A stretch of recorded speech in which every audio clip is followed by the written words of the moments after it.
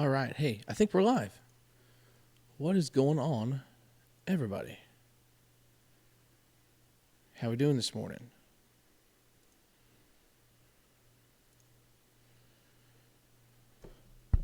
Oh, yeah. Oh, yeah.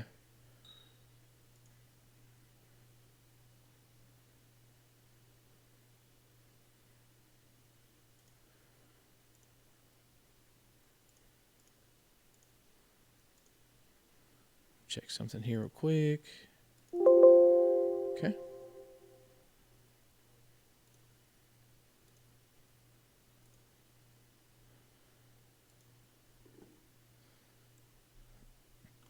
Everybody, do I sound okay? Am I too quiet? Am I too loud? Talk to me here real quick. I'm going to give everybody a little bit of time to get filed in here before I start kind of firing away with the podcast here. I wanted to be here a little sooner just to kind of let you guys file in before I got started. So I'm going to give you just a minute here just to get everything crack-lacking.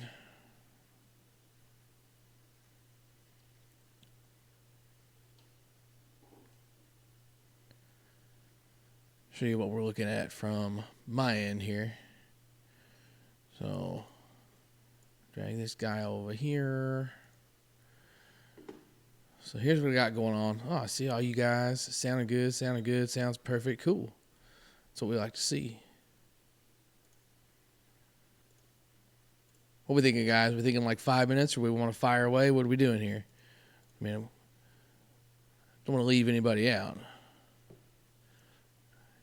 It's like Inception. So I've got a little bit of dual PC action going on here.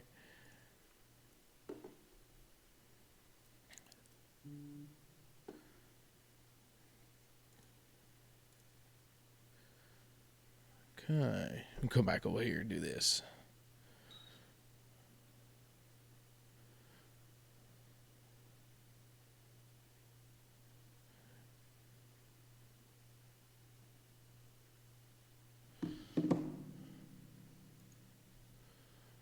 Pull this back up, bring it over here.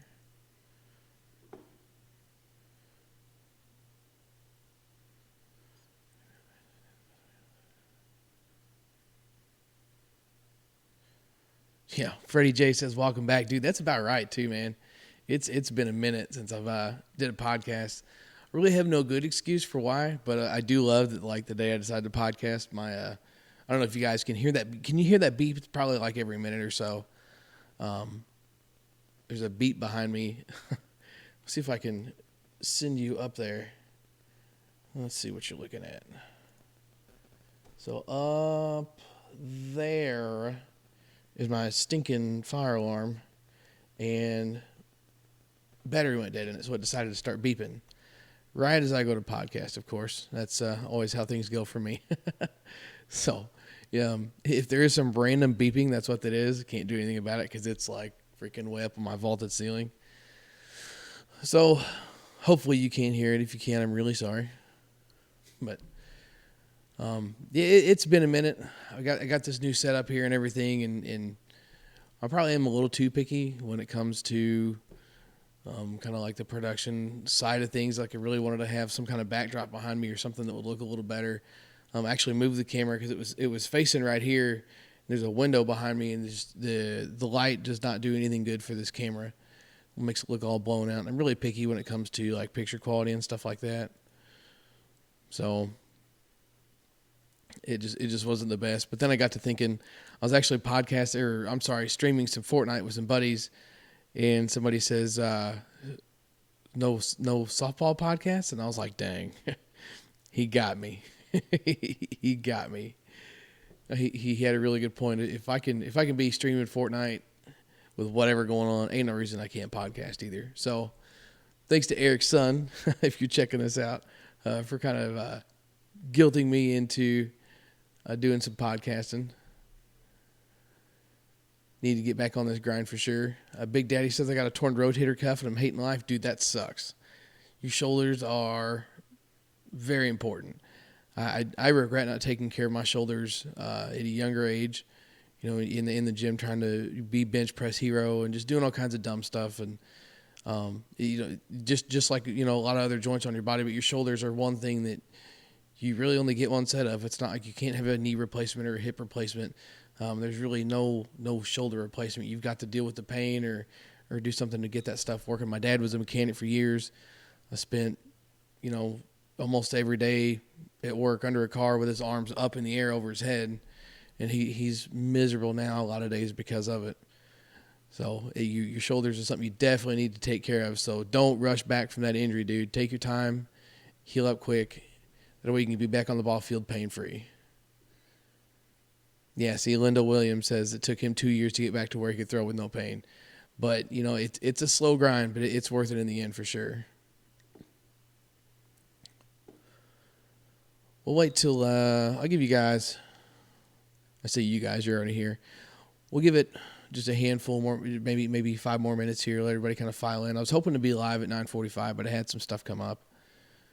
But give everybody a chance to get in here, then we'll start firing away. I got my list of topics here, got everything I want to talk about. All I need is for you guys to listen. Is anybody playing softball this weekend? What's going on? I know the Missouri guys have U-Trip State coming up. I guess we could pull that bracket up while we're sitting here chilling, huh?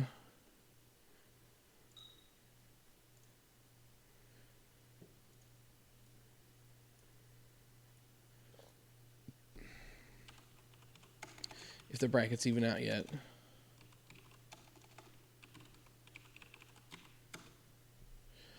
Is there a website to get good deals on BP balls? I really like my Evils, the Evil BP balls, the BP 52 Plus, the BP 52 Rockets. I really, really like those. But your best deal is to go to Softball Fans, like I put in into my videos for like my bat reviews, and get a hold of Chad. He can get you hooked up with a good price on those BP Rockets and the BP 52 Pluses, depending on which ball you're after.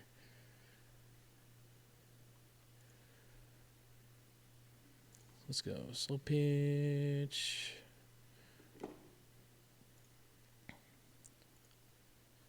Yeah.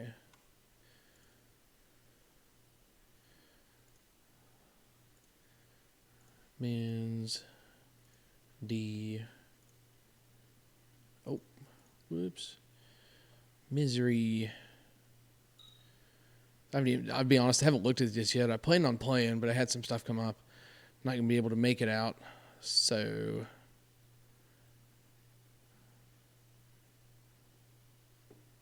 let's see. Here we go. U-Trip C and D State Tournament. 15 teams for the C, 19 for D. Wow. Oh, we got coming here. Penguins, Dirt Nasty. Sorry if this is kind of boring to anybody that's not local. I'm just kind of going through some of this stuff here. And there's the Chaos Gang. That's my guys right there. Shout out to them. Hoping they do well this weekend. So, like I said, sorry for the guys that aren't local here, if this isn't anything interesting to you. But this is my guys right here. So we got Papa Midwest Finesse, 1 and 2 in points for the tournament, which doesn't surprise me. A couple really good ball teams there. They're probably set to have a good weekend. I know that a couple guys off each one of these teams, and they're going to be pretty good ball teams.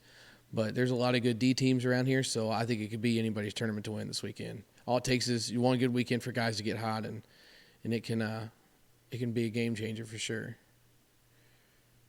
Oh, we do have brackets. Oh, brackets not released. Well, there goes that. Sorry, guys. We'll just head back on over here.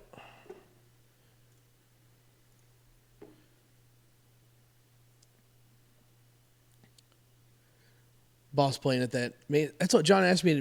John asked me to play in that a tournament up in Brookfield, but I ended up on that work grind, I think, so I didn't have a chance to do nothing really. Kind of a bummer. It sounds like a pretty fun tournament to play. I've talked to a few people in sorry, I was reading something. I talked to a few people and just knowing who all was going up there. It'd be a pretty good day. But unfortunately, I just can't get out there.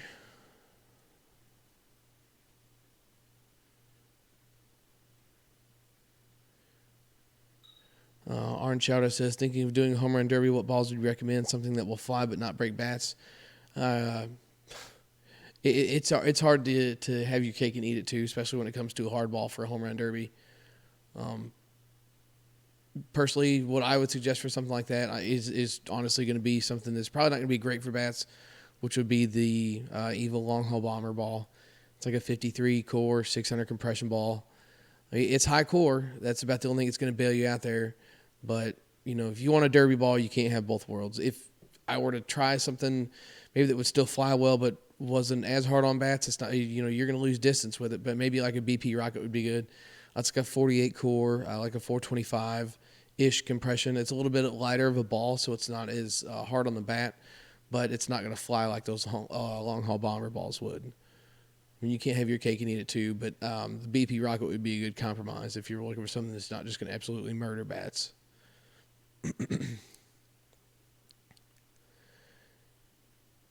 Ethan Koska is from Guam, and he plays ball there. That's pretty cool. It's always interesting to see. I can look at my analytics and see like where my viewers are coming from and things like that. I've got viewers in places I didn't even think about would have slow pitch softball, so it's really cool to see that.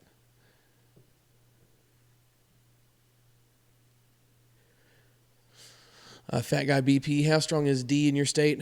D's got some pretty solid competition, especially for the U-Trip side of things. There's a lot of good teams. I know that there's a few more in Kansas City that I don't think are going to make the trip all the way to St. Louis for state. But we've got some pretty solid D teams around here. Do I have a particular ball that I always game with? I'm not running the team that I play on, so I'm just kind of hitting whatever they hit. Most of the time, we end up hitting. They really like the Elysians or the Worth Gold Dots. They're okay. Of course, I'm an evil guy. I prefer my evils. So if it was my choice, that's what I would be hitting. But something like an X-Rock or a Thunder Zeon is a good compromise to that as well. But I'm going to get started here. I've been sitting here rambling for a few minutes already. So we're going to dive into the podcast. So I'm going to go ahead and do this. Get my stuff out here and get ready to go. So like I said, sorry for the absence here. I really do. I did so good. I was cranking out, one after the other, and then it just kind of fell off. I got this new computer, got this new setup going, and really should have took the time to get everything going. For those that don't know, maybe didn't see the post, man, one thing that's always held me back when it comes to my video editing or when it comes to editing games and stuff, like when I go to a tournament and I hang the GoPro on the fence, one thing that's always kind of held me back with getting game footage out quickly is having a computer that's good at, doing videos and knocking out videos quick. Because for those that don't know, a GoPro records, you see it hanging on the fence, it's recording everything. It records in 20-minute segments, and then it's on me from there to put all that together and make the game out of it. So, for not to go too far into like the wormhole of like computer nerd stuff, to have something that can take a bunch of clips and make it into one, it takes a decent computer to be able to do that effectively. I had a laptop; it was really good. I've been grateful to have some friends that would help me out with computer equipment along the ways. And the laptop I had was good. It did great. It did everything I needed it to. It was just kind of on the slow side of things. But, you can't have your cake and eat it too. What would take me about 3.5, 4 hours to actually the computer to make the file into one so I could upload it to YouTube. I went out and made a small investment with some of the money that I've been fortunate enough to make from YouTube. I don't make a ton of money, but I felt like it was time to maybe make an investment and kind of do something to bring some better content to the channel. So I went out and purchased myself a little PC to, kind of optimize, doing the editing and things like that. And maybe a better computer would help me with my editing programs and help those run better so I could be a little more elaborate. And I go from 3.5 to 4 hours to make one game film to I can do one in 30, 35 minutes tops. So I could, film a whole tournament and then have it ready to post and ready to go by the end of the day Monday if I'm diligent with staying on the computer and getting the games knocked out. So it was really good to be able to do that. It was kind of a cool experience for me and humbling at the same time to realize that I was able to afford to purchase something like this with the help and support from you guys watching the channel. So it was really awesome. I'm glad to have this. I do need to, optimize things a little bit more, but it's going to make podcasting a lot easier too. I can do more with like this screen capture stuff. It should be able to help me, maybe weasel in some people for interviews a whole lot easier. So all in all, it's going to be a good long-term thing. I just owed it to you guys, or probably honestly, to sit down and really put the time into it before now. So here I am. We're back on this grind. Eric busted me out for for not podcasting, but I could still stream some Fortnite jacking around with my buddies. So that was kind of the motivation to get back on this grind here.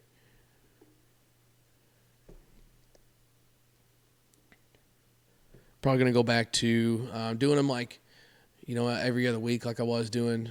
Even though it may not be a ton to talk about, I still like sitting here and chatting with you guys in the live chat too, which is something I do want to kind of do in the podcast is, maybe just have a podcast where I just hang out and chat with the guys in the live stuff. Or now that I've got this better computer, I could have the ability to maybe bring some guests on a lot easier.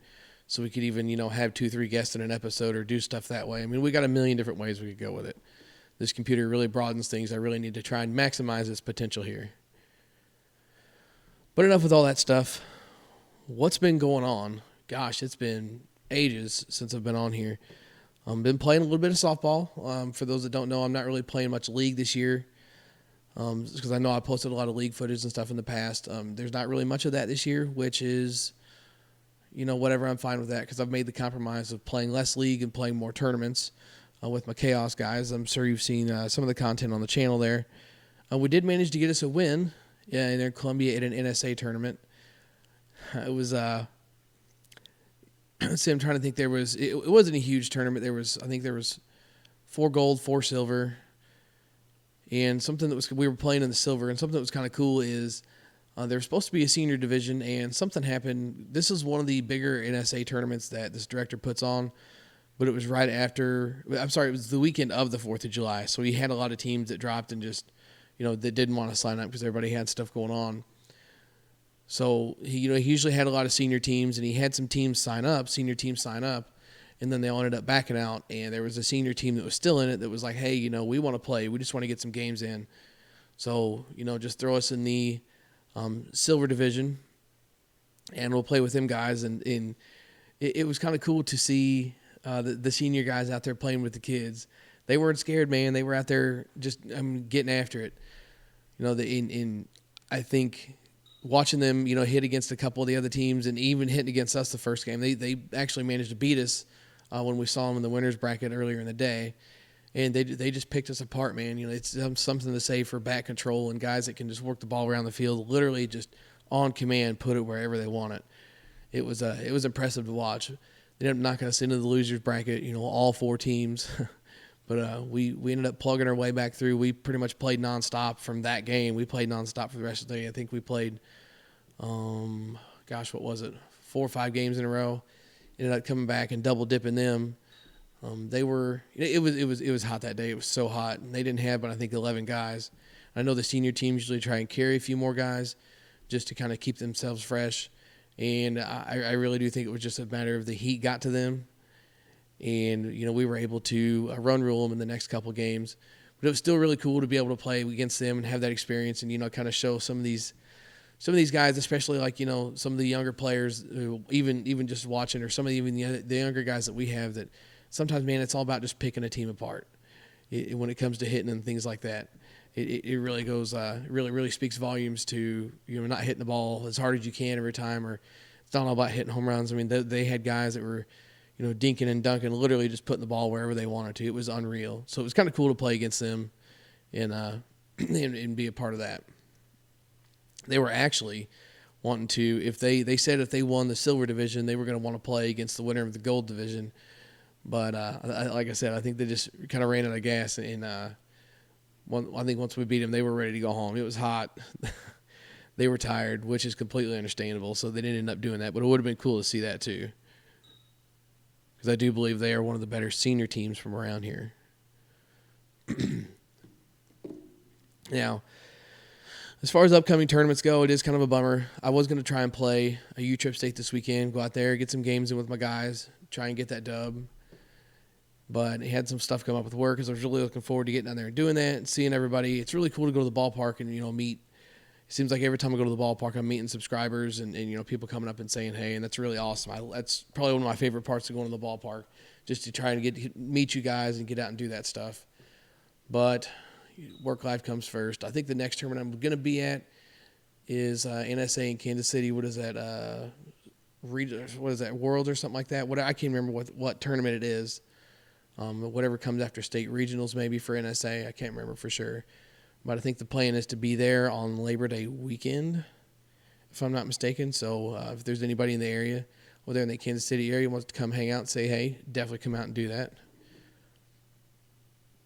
The season is winding down, though. I think besides that, I think Home Runs for Heroes is really the only other thing that's going to be a priority for me. I'm not saying there won't be anything there and in between, but we can see how it goes.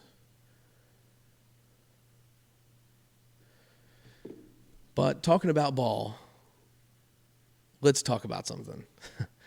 I've seen this in the last few tournaments. I've heard people talking about it, even at the tournaments and stuff, whether it be in league or tournaments or wherever. An umpire with, I won't say a bad strike zone, maybe just a strike zone that you don't agree with. What do you do about it? I mean, you can. It drives me crazy. It's frustrating. It's frustrating from a hitter standpoint, because you feel like the umpire can kind of take the bat out of your hands if he's got a zone that isn't necessarily favorable to a hitter. But it's also tough as a pitcher to try and figure out what that umpire wants as far as the strike zone goes. Maybe they want to put on a tee. Maybe they want them higher. Maybe they want them a little flatter. It is a challenge. But the one thing that kind of drives me crazy is yelling at umpires and getting on the umpires. Maybe they make a call you don't like, or you get rung up on strikes. I mean, when was the last time an umpire made a call that you didn't agree with and you turned around and said, hey, that's bullcrap, that call's not right, and he just looked at you and said, you know what, you're right, you're safe. Well, sorry, man, that's my bad. That was a bad call. Or hey, listen, that probably wasn't a strike. You know what, just take your base, ball 4. That stuff doesn't happen.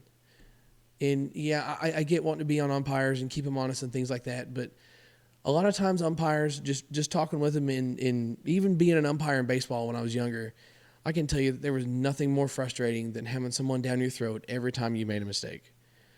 An umpire is expected to get every call right. There's no in between.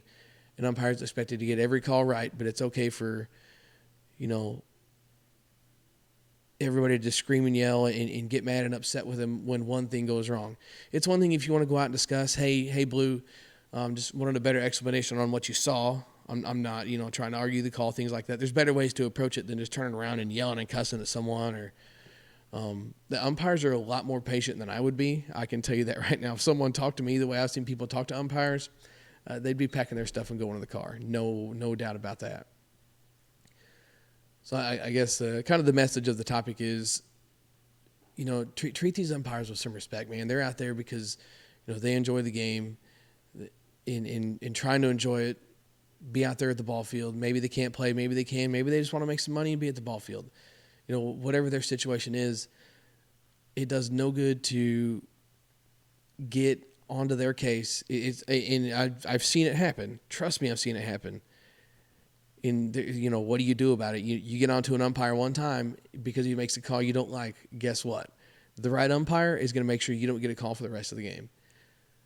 Just take your punches and go on. If an umpire strike zone, and especially when it comes to a strike zone, because if an umpire strike zone is bad consistently, like as far as like both sides of the ball, like if it's bad for you as a hitter and it's bad for them too, then, as a pitcher, it's kind of the pitcher's job to maybe exploit that. Say the pitcher likes, or the umpire likes a really flat pitch that's maybe borderline illegal, but he's going to call him. It's his discretion to call those pitches. As a pitcher, if I know that an umpire's letting him go kind of flat, I'm going to hump him in there kind of flat, especially if I know you don't like him.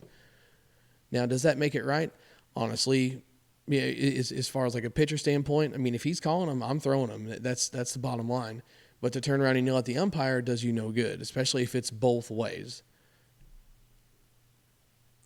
So, message of the day with that one. Be nice to your umpires, please. Appreciate you.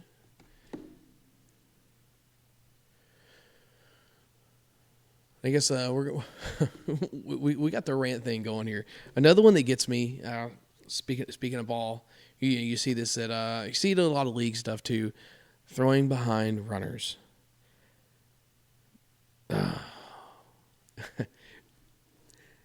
Throwing behind runners is probably, as a pitcher, number one way to trigger me and kind of get me upset and worked up, especially when it's not so much, that I don't trust, the situation of maybe who's throwing the ball or maybe who they're throwing to, but for as many times as someone throws behind a runner, how many times do we actually get them out? Especially if you get them out one time, then they're going to know, hey, this guy's going to throw behind me every time I step off the base.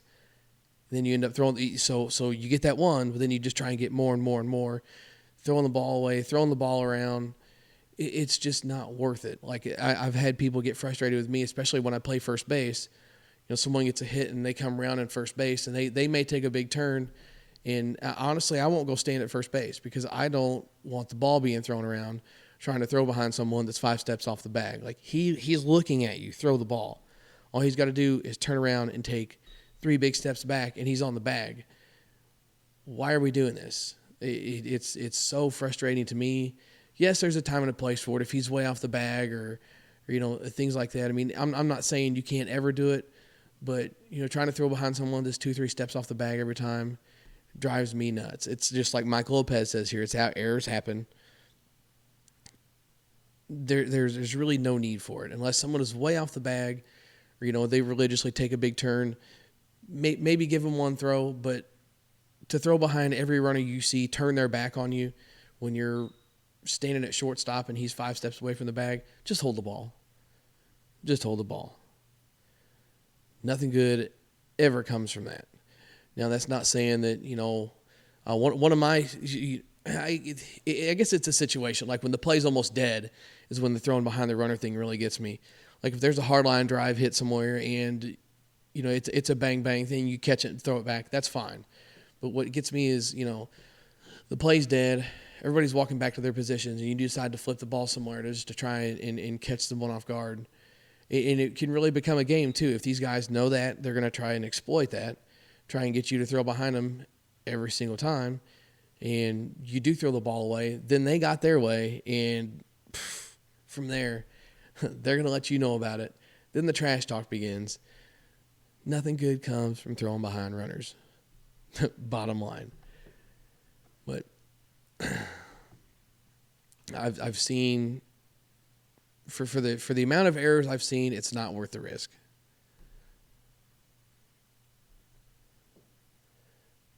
Fat Guy BP says, I hate when they try to throw the guy out at third and the batter ends up at second throwing doubles. Yeah, absolutely. That's that's kind of another one too, is being smart with where you're throwing the ball. Just coming up, chucking the ball. That's using a cutoff and that kind of things. I guess kind of still qualifies with throwing behind the runner, or maybe just not being smart with, like Mike Lopez says, hit your cutoff. Just being smart with where you're throwing the ball, because giving away extra bases. Maybe you're out there with a good arm. Sure, not saying you don't have a good arm, but point being is we'd have to throw the ball around every time we get it. I see so many young teams making those mistakes, and it costs them extra bases every time. You could be in an inning with 1 out, and you're throwing a ball on 1 out on a guy on first, a base hit. This guy's going first to third, pretty much uncontested. Boss said it right. Drives your pitcher nuts. A base hit. And the guy's going first to third, but you come out throwing to third anyway. Well, guess what? The guy on first, if he's smart, the second he sees that ball going over there, he's taking off to second base. Then there goes your potential double play to get out of the inning. So infielders, young players, outfielders, whoever, don't throw behind your runners. Don't throw the ball away. It drives your pitchers crazy.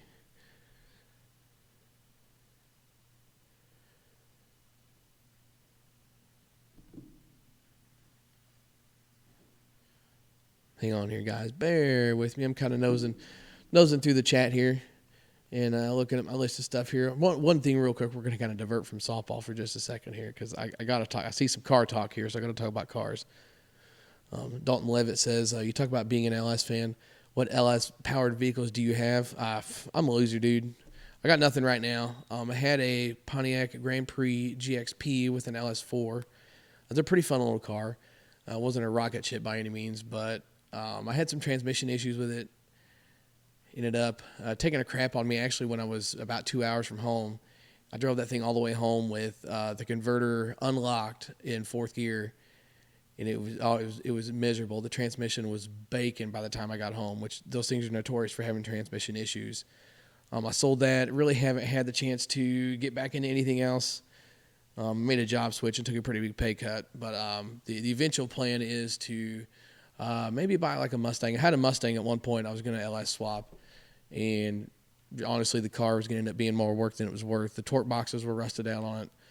It was going to be a lot of work just to get that car structurally sound to do what I wanted to with it. You know, you can cram all that power into a little car if you want to, but if the car's not ready for the power, then you're going to end up with a lot of issues. So I ended up kind of pulling the plug on that project. I got the Grand Prix that had the LS4, something fun to drive, kind of enjoy on the nice days and that kind of stuff. And like I said, had transmission issues with that, and I don't know why. I just couldn't wrap my head around trusting that car after that.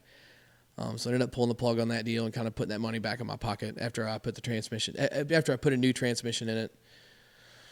So the eventual plan here, probably the next year or so, I would like to grab another Mustang and maybe work on doing an LS swap, just something easy. But as of right now, I am a loser and have absolutely nothing. I've been thinking about also getting a new car and maybe getting something LS powered there, maybe like a G8 or a GTO or something like that, just something fun to have on the side. I haven't 100% decided yet.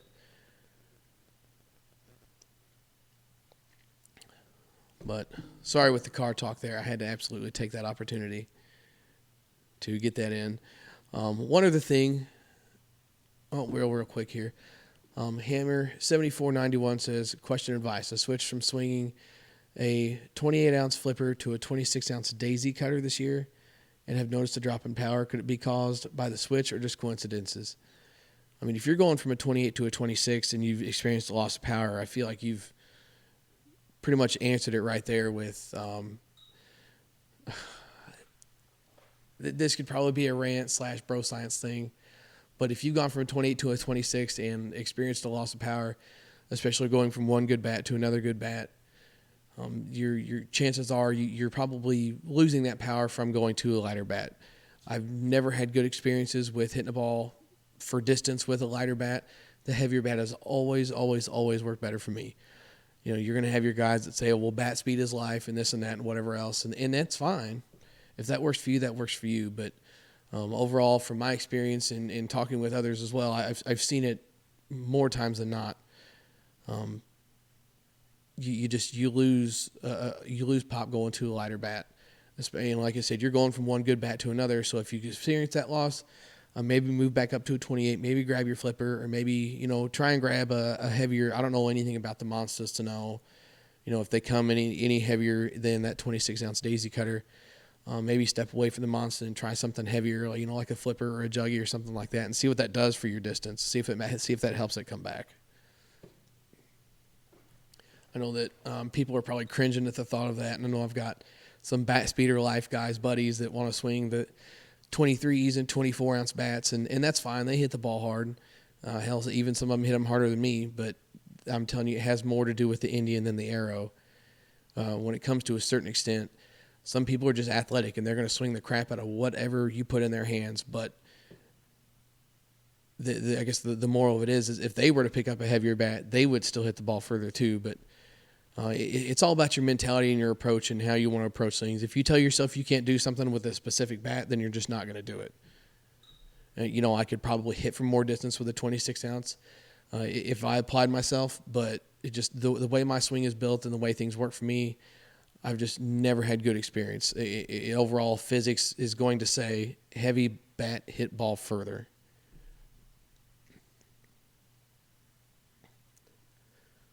And Dalton Levitt also brings up a good point. Maybe the bat's not broken in. and giving you that experience too. I don't know a lot about them. I've from what I can gather, pretty much all of them are, gamer status pretty quick. So it could be a variable there too. Maybe your flipper was really hot and your daisy cutter's not broke in. I don't know. But generally speaking, going from a 28 to a 26 and seeing a loss of power does not surprise me at all. That would be the number one thing I would look at, because I actually had somebody ask me in a video, because I did a video on the Anarchy Vipers, and they were both 26s, and I made mention that, maybe I wasn't hitting the ball. Oh, boy. Just let him go, buddy. Just let him go.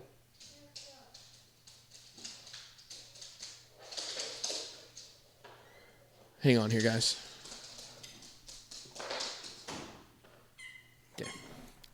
Sorry, you're going to have to listen to the dog in the background here. But I had somebody ask me in... God, I just want to kill this dog sometimes. Can we get a good vantage point on him? Oh, right, yeah. Right here. Oh, there he is. He's gone now. Of course, it's time to come out and play with toys now that Dad's doing something important on the computer. But I had somebody ask me in the Anarchy video that I did, dude, anything but that toy. Thank you very much. I had somebody ask me in the Anarchy video, because I did make mention that I didn't feel like I had a ton of power with it, just because it was a 26. And I can lose, give or take, of course. I've seen as much as about 20 feet of loss in distance for me, going from like a 27 or a 28 or like a heavier 27, down to a 26. Unless a 26 is just piping hot, or it's an absolute sledgehammer as far as the inload goes, it's still a 26, but it has a great big inload. I am going to see a loss of performance for sure.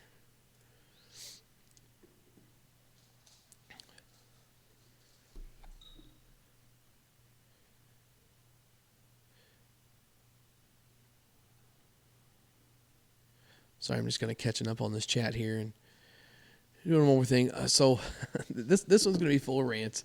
I got one more rant, then something else we'll talk about here, and then I'm probably going to wrap this up. Working nights, it gets kind of tough sometimes, especially doing this podcasting. So we knock this out. Probably go lay down for a little bit, because I got to get up and do some stuff with the boy this afternoon. One other thing that drives me crazy, and I'm not saying that this is the case every time, but one thing that makes me cringe reading through some of the Facebook groups, and when it comes to like softball bats and stuff like that, reading through the groups and talking about these new bats or what's coming out next, or what could potentially be coming down the pipe. When someone says, a rep said this, a rep said that. Well, I heard from a rep. Well, I've got a buddy who's a rep, and he said, listen, the term rep is used it's overused. Let's be honest. The term rep is so overused these days. What are you a rep of? Are you one of the 10,000 smash it reps in the country? Do you consider yourself a rep because you're friends with, somebody from a bat company on Facebook and you really like swinging their bats? What kind of rep are you? And I guess this is really, I don't want to like brand drop or anything like that, because it's not. I'm just using this as an example. You've got Mikan coming out with, you got to come out with the highlighters, and they're coming out with all the quote unquote reissued bats like the Freak 30 and the Freak Black. They even did it last year with, the last couple of years with the yellow Freak 30s. And let's see, I'm trying to think back. You got the yellow Freak 30s, the Freak 12s, just using these as examples. Mike and Worth are just cranking these things out, and people are buying them. So absolutely, it's a good move on their part to make that stuff. But let's be honest here. At some point, it's got to be the same soup in a different bowl. It's got to be the same bat with another loose term I hate is repaint. They don't pull them back off the shelves and sand them down and repaint them. No, they're making new bats. They make bats every day. They're putting a different paint scheme on a bat. So that stuff happens more and more and more. And whether it's someone trying to start hype on a bat or whatever else, a rep says this or a rep says that. Or I've got a buddy who's got a cousin whose sister, whose brother knows a guy who's engaged to someone whose brother-in-law is a rep. And he said, go through a Facebook page and you'll find that stuff anywhere. It drives me crazy. People trying to overanalyze things or start hype or things like that. Take a rep said in very loose, very, very, very loose terms. I'm not saying that like I'm the end all be all when it comes to, bats or hearsay or gossip or anything like that. But, bottom line is let's not look too far into things. Like we've got all these new bats coming out. Like I said, let's see if I can find a picture of that. Stand by here for just a moment.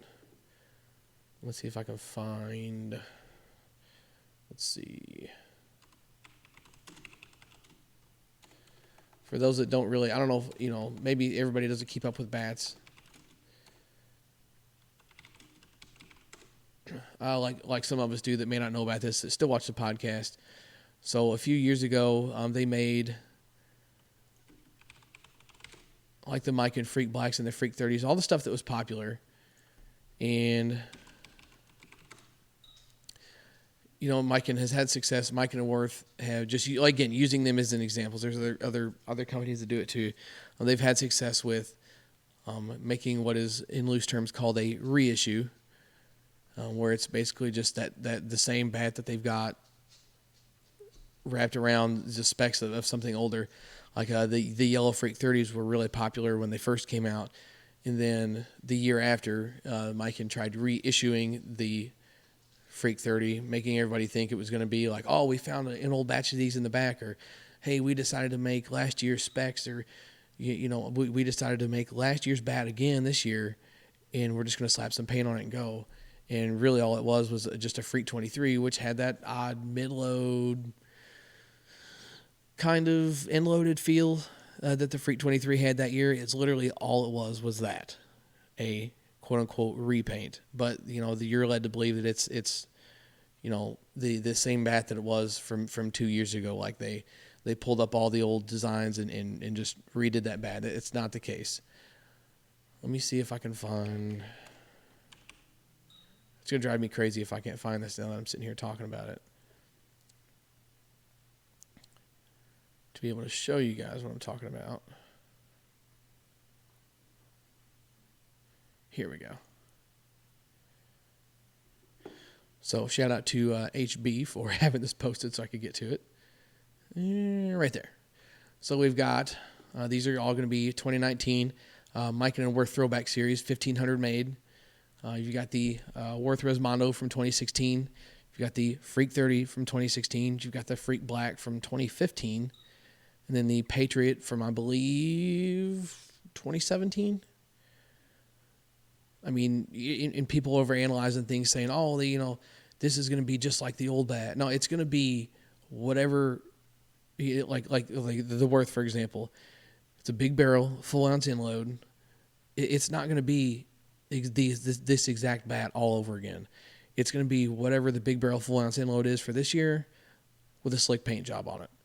I hate to say it, but unless something is posted or something happens to prove me wrong or prove me otherwise, that's really all this stuff is anymore. It's something to get a bat out the door for Miken and Worth, and more power to him for being able to make that stuff and sell them. I mean, it's awesome. It's kind of nostalgic to have that thing, and man, I'm gonna tell you something. If they did actually remake a Freak 30, man, the market would be on fire. But it's just going to be a Kyle Pearson, what is it, KP23 or whatever, with that Freak 30 paint job on it, which isn't a bad thing. But to try and lead people on and make them think it's going to be the exact carbon copy of the original just is a little far-fetched in my opinion, but people will buy them. Ray Green says, what year Freak Black is that? I think, like I said, I think that's the 2015 model. Very, very popular. They still go for crazy amounts of money. I think I sold one for Gabe. It was a 26 ounce, so they're going to sell a little bit better anyway. But dude, it had some miles on it. That old girl had a ton of hits on it. I want to say it was right on the line of the pass fail line on the compression tester as well, and it still sold for, gosh, I think it was $140, and it sold in an instant. I'm talking 5 minutes of having it posted. And then someone told me I probably could have got close to $180 out of it. That is just madness in my opinion. But it's people's money; they can spend it however they want. That's kind of what got me motivated to start this channel in the first place, was not getting people to just get sucked into the hype of a bat. Like, listen, they all had to pass the same set of tests. Unless something is just an absolute turd or a dud or just maybe not a good design overall, you're going to have those here and there. But overall, really, they all had to pass the same test. Like Mike and Worth, pretty much from when they started their two-piece adventure on, if there's something that's not to be liked about a bat, most times more than not, it's just in the field, because they're all going to perform the same. I've had people asking me, well, how does the Freak 30 compare to, which is a short barrel, how does the Freak 30 compare to the whatever it was that you're the big barrel for that, what is the Freak Black or whatever? Listen, it's all the same great performance, just a little bit less barrel, a little bit different specs, maybe even the same comparing in load to a balanced. Same barrel, just different loading. That's all it is. People like to overthink that stuff, and I can't say that I wasn't one of those people when I first started playing, but that was kind of what motivated me to start the channel and do more bat reviews and stuff like that. And look where we are now. You're sitting here listening to some guy talk about them. But that's kind of what got me motivated is to start the channel. Was like, hey, look, this bat is good and this bat is good. There's no need to overpay.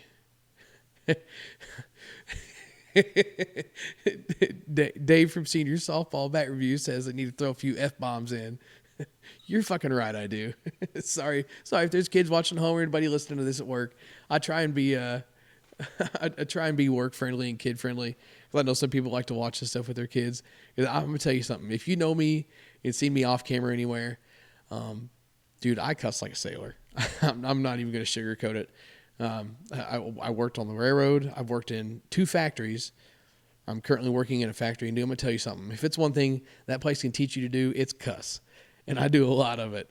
There was a video, gosh, it's been a few years now, but it was posted a Homerun Derby video, and it was uncut. Like, the only thing I edited was, in between hitters. Even then I still skipped through that stuff. So it was 100% uncut otherwise. And I did have to put a little forewarning at the beginning. Like, look, we are a bunch of potty mouth dudes. So it's going to get ugly. And it did, but, YouTube still received it well, because at the end of the day, it's a bunch of grown-ass men playing softball. So, yeah, I could definitely go for some more F-bombs, but definitely during the middle of the day, maybe not so much. Dalton Levitt wants to know, what did you do on the railroad? I was a conductor for CSX for a little over a year before getting furloughed. I was a conductor for Norfolk Southern, basically right here out of mid-Missouri. I was with them for 10 years. I was furloughed for like a year and a half of that. But things are just getting kind of crazy as far as the work situation goes. The schedule is getting to be pretty unreliable. I was spending a lot of time out of town. I was spending, 30, 40 hours out of town, and then I would come home for 10 hours and then go right back to work. It just wasn't good for my home life. It wasn't good for me in general, whether it be health-wise or just, having to deal with that. The anxiety of always being on call and worried about going to work, and, how are you going to get screwed over so you have to go to work? Man, just forget it. Now, I took a little bit of a hit in pay to go to a different job where I'm home every night. I'm working midnights, so it's not ideal, but I'm home. I sleep in my own bed. I see my family every night. Man, it's a much better situation. You can't let a paycheck control your life, and that's kind of what I was doing for a minute, and then I kind of sat back and realized what was happening. I had a second child, and it was, seeing the things that I was seeing with her that I didn't see my son do made me realize how much I missed with my son. So, that's when I realized, look, I got to make a change here, and couldn't be happier with the change. Money's not everything. Sure, it's nice to have, but like I said, you can't let a paycheck control your life. My quality of life has been extremely better from, my wife's standpoint, my kid's standpoint, being able to see more friends, play more ball. There's just so much more good things to come from not letting something like that control you.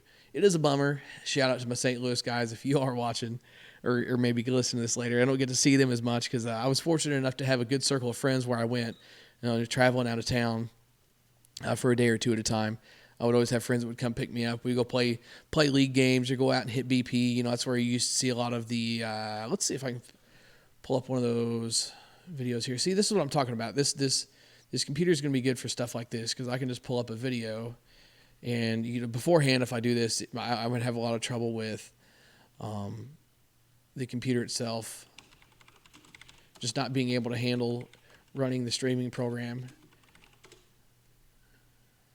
Let's see. The computer itself not being able to handle the streaming program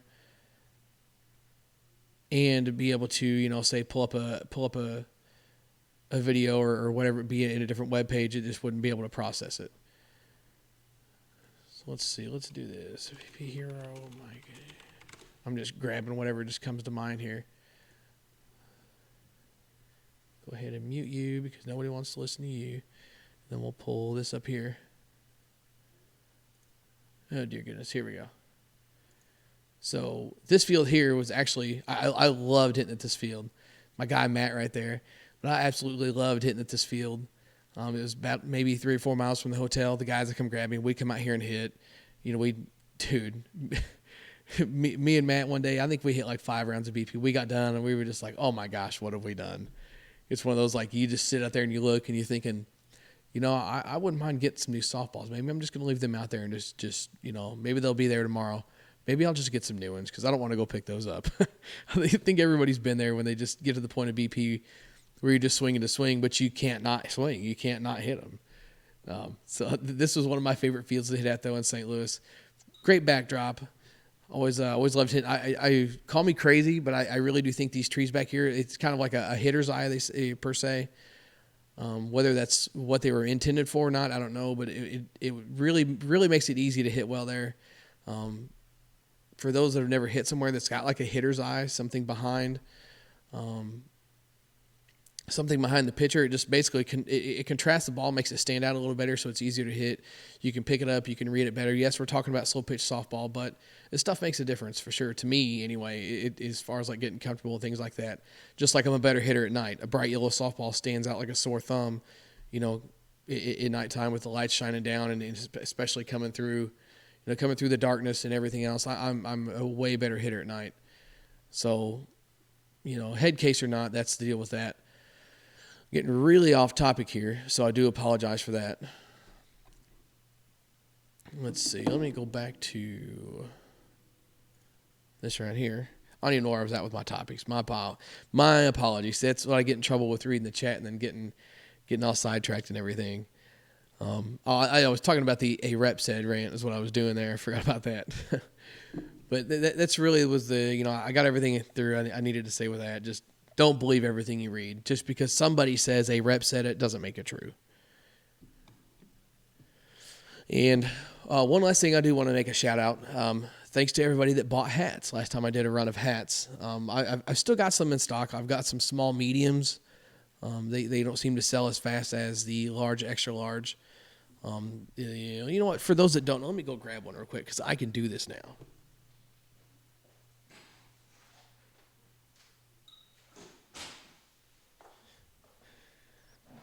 So for those that maybe don't know, we got the BP Hero. Where you at? The BPHero.com hats. These are Pacific Headwear, 5950s. By far the best hat a person can put on their nugget. I've had these. I've had them for a while now as far as like available for sale and everything. You do a small Pacific Headwear hats come in a small, medium, and also a large, extra large. The large, extra large sell pretty quick. I managed to have an opportunity to order some, get them in, and they sold almost the second I had them, so that does kind of stink. But if we got any small, medium guys out there, shout me, holler, send me some money, and I'll send you a hat. It'd be a nice little trade. But it was kind of crazy. I got those hats in, and they flew right back out the door. I would like to start maybe getting to a point where I could stock some hats and T-shirts and things like that. I know T-shirts is something I haven't done in quite a while. So, I could probably have a pretty decent order of those if I was to do it. It just stinks to be able to collect money from people and then make them wait, because the T-shirt guy, he's got to have time to order his stuff, finish the orders he's got in front of him, and then do my order, and then he's got to get them to me, and then I've got to get them out to you guys. I know that a lot of people don't mind, sending me money and waiting for a shirt, but it's just not an ideal situation for me. Just to be left in limbo, sitting there kind of wondering, when's my shirt coming, or this or that or whatever else. And the guy that does my shirts always does a great job. Always pretty prompt with getting them back to me. Never had any complaints with that, but I don't know if he's ever felt the pressure of, hey, I need to get these out because he's got people waiting. I mean, probably not, because he's does short orders every day, but just to kind of keep maybe the pressure off him as far as, sorry, I got distracted reading my chat. So maybe just kind of keep the pressure off of him as far as feeling like he has to get them done, or just constantly pecking at him with orders and stuff like that. I have people ask, what happened to Teespring? I've posted a couple on there. I actually think I don't have. I need to do a little better about posting my links to those. My only complaint with Teespring, I really like dry fit shirts, and I know some of the other guys do too. I did a couple of new designs on Teespring. I've got a hoodie on there, and I've got actually the BP Hero Podcast T-shirt that you're seeing, this thumbnail that you're seeing here on the screen. I've got that on a black T-shirt, just a cotton T-shirt, and the hoodie that I have is just a standard Gildan hoodie, nothing fancy. When it comes to hoodies, I just like something warm and soft. It doesn't have to be dry fit or anything like that. To me, like a Hanes or Gildan, I think it might be even a Hanes hoodie. That is the route to go with those. It's okay because it's nice to be able to just let Teespring. Teespring is who I use, just to kind of let them collect the money and then send the shirt out and do it that way. It's convenient. Now, there is still a little bit of a turnaround time with that, but not where it'd be like a 3-4 week turnaround with something like, ordering shirts from a shirt shop and doing it that way. So it is kind of a bummer, too, that they only offer cotton T-shirts, which is probably why I haven't rolled out a ton of options on there. Because, again, that would be something that I would like to be able to stock, maybe in just a few different designs, but you can't have it all. Maybe once we get this computer thing going and if I can get this channel rolling, not that it's not doing well now, because you guys are awesome for me, but I would like to get to the point where I could stock a little bit of merchandise, with shirts and hoodies and hats and stuff like that. Maybe even do some swag shorts or something like that. You never know what might be coming down the pipe, but first things first, I got to do is make sure that what I'm going to order is going to sell, because if it's not selling, then I'm just sitting on that money, and that's kind of hard. Like right now, I'm sitting on I think 6 or 7 of these of the small medium hats, and that's just a prime example right there. If I'm sitting on 6 or 7 of those hats, and then 4 or 5 of one shirt, one design of a shirt, and 4 or 5 of another, I've got a pretty decent amount of money tied up and stuff that's just sitting there waiting to sell. Not a huge problem, but I don't make a ton of money doing this, so I'm trying to keep that money within. I don't want to be taking money out of my family's pocket to try and keep shirts on the shelf when they're not hardly selling at all. So maybe we'll eventually get there. Also, kind of toyed around with the idea of getting my own shirt press and doing that stuff just so I could do them on demand. But that's a lot of money and a big commitment, and a big investment. But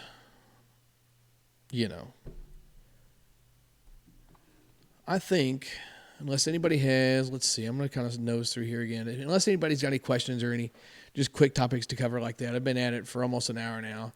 And I got to get to bed. So unless anybody's got anything real quick they want to hear about or talk about or anything like that, probably going to wrap up the podcast 2 weeks.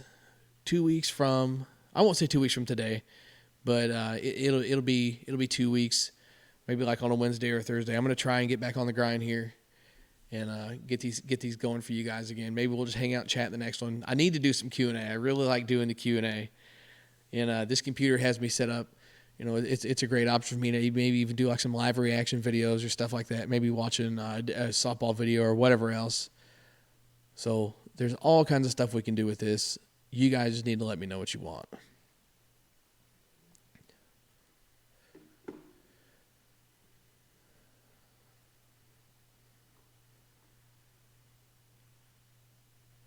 So looks like the chat's kind of chilling. I mean, I'm not doing any top U-Trip bat stuff. I'm not doing that till the end of the year. I guess I could have. I kind of set myself up for that. I'm not doing any top bat stuff till the end of the year because it's subject to change. Every time I swing a new bat, it could be something different.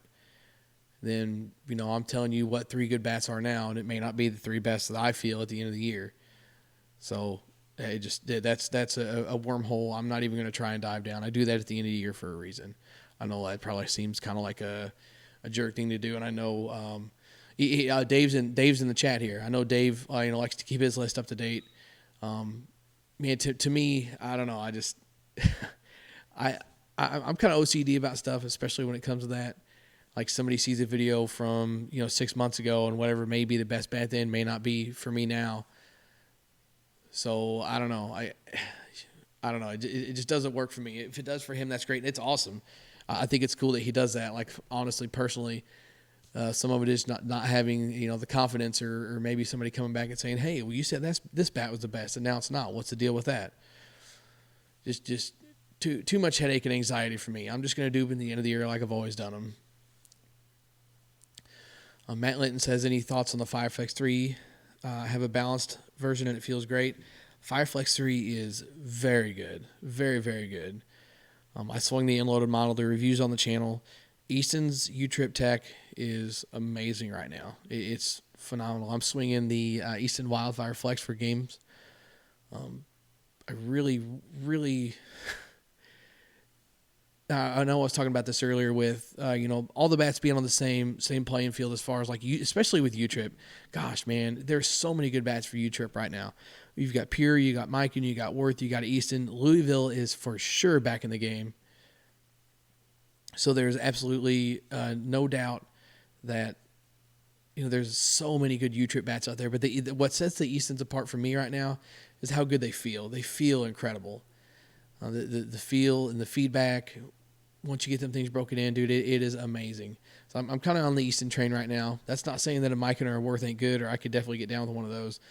But Easton's Fireflex technology is the bee's knees for sure. Joshua Todd, I never saw Top Lister 2018 videos on the channel.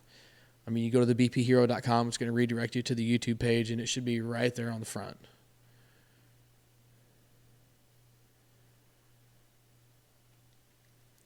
Favorite guys to watch hit? Oh man, that's a good one. I could go on about that one. My guy Davis Bellardello. I don't know if he's in the chat here hanging out or not. Sometimes he is when I do these podcasts. I had him on for a podcast a while back. I really like watching him hit. Whether it be in games or sometimes he'll post some BP footage. Man, dude hits the crap out of the ball. His approach to hitting is good. Hits the ball hard. He's got a good swing. I really enjoy watching him hit. Dale Brungart's another one. Dude can hit a ball a freaking country mile, and he gets every bit of his body into a swing. He does not get cheated on a swing ever. Dude hits bombs. Always everybody likes watching. Robert Blackburn. I think he might still be in the conference, but he was borderline viral there for a little bit for his video of him just hitting absolute seeds. I think it was like a distance. It wasn't a home run derby. It was a distance showcase. He was hitting some absolute seeds there. Robert Blackburn's another fun one to watch. I could go on and on and on. But yeah, that's just a few that, immediately come to mind for me. Ryan Harvey's obviously another one. Dude hits the crap out of the ball. The video that I posted on the Facebook page, yes, Fat Guy BP is right. He plays for Sports Reach. And I knew I'd seen him somewhere. I just couldn't remember who with. But if you guys follow the BP Hero page on Facebook, I posted a video. Ken Van Bogert with the Swing Makeover Series, swingtechnique.com. He posted a video of the home run derby from Chattanooga, and there were some dudes in there hitting some absolute creatures. Ryan Harvey was in there just hitting freaking moonshots. Kyle Pearson's obviously another one. Dude, he hit a few balls there, and it's like he hits it, and it's just kind of hanging in the air, and you're like, oh, it's a line drive. It's going to drop into the gap, and it just goes out. Like, he hit a couple. I had to go back, like, wait, that went out? The dude is a moose. Hits the freaking crap out of the ball. So I could go on and on and on with the guys that I like watching hit, but those are some of the ones that immediately come to mind. Last one here. Jason Hurd wants to know what's up with the Fireflex 3 mule load. That's a new one on me. You know what? Let's Google it because we can.